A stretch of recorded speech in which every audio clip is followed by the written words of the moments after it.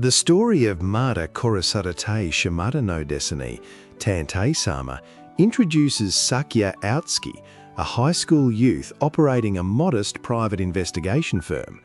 Sakya exists in a world where public recognition and standard law enforcement overlap heavily with legendary independent investigators. His father, Tatsuya Outsuki, is celebrated as the absolute peak of this profession, traveling the globe to resolve theatrical crises like taking down aeroplane hijackers. This enormous reputation leaves Sakya feeling alienated and entirely unmotivated to match his father's dangerous legacy.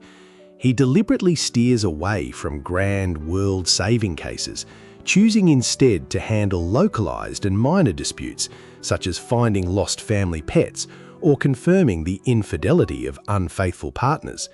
Sakya is accompanied by Lilithea, his highly competent silver-haired assistant who handles the everyday operations of the agency.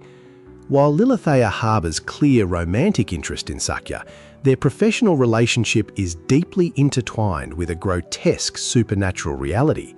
Sakya possesses an extraordinary evolutionary trait that allows him to revive instantly upon being murdered.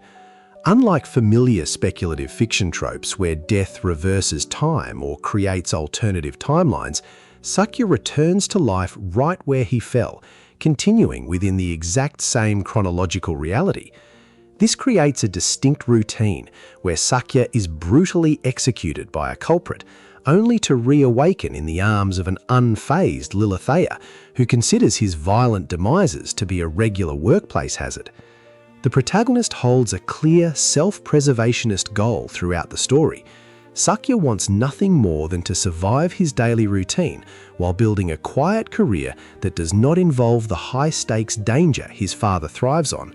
He wants to manage his small agency, make a steady living, and experience as little physical pain as possible, since his deaths remain intensely agonizing despite his immediate resurrections. This baseline goal is consistently challenged because Sakya possesses an innate knack for stumbling into danger. When he takes on what appears to be a basic assignment, following a film producer onto a luxury cruise ship to catch him in an extramarital affair, his simple objective collapses as he becomes the victim of a coordinated criminal ring, altering his goal to surviving these escalation cycles.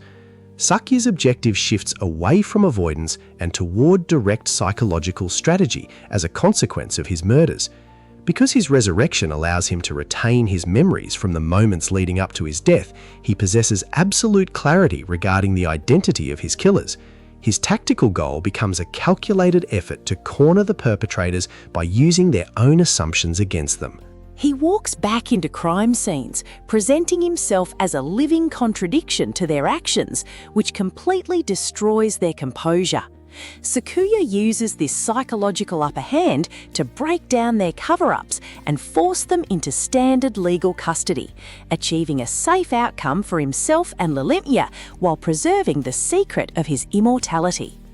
The story presents a revolving network of antagonists rather than focusing on a singular central villain, though they are frequently tied back to his father's historical captures, such as the dangerous network known as the Seven Old Men.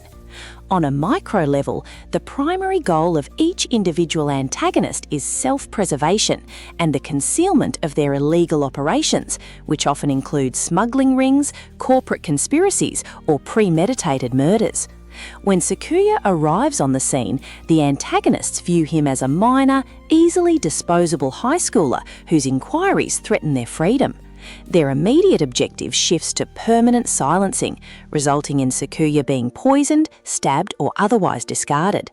The core conflict arises from the total misalignment between the antagonist's expectations and Sakuya's reality.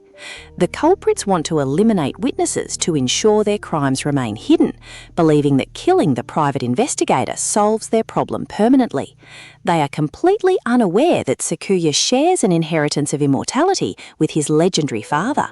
This ignorance causes their operational goals to fail entirely. Once Suichiro revives, the antagonists are forced to abandon their organised plans and descend into frantic panic as they try to comprehend how their victim is standing before them, allowing Suichiro to easily dismantle their defences.